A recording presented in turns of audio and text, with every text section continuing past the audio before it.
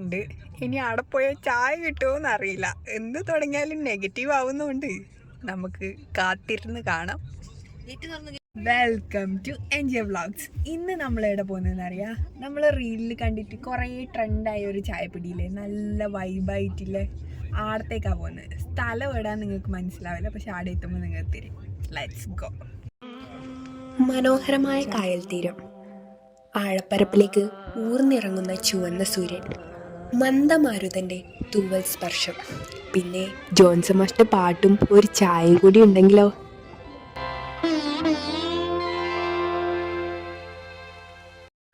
ഏത് വൈബല്ലേ.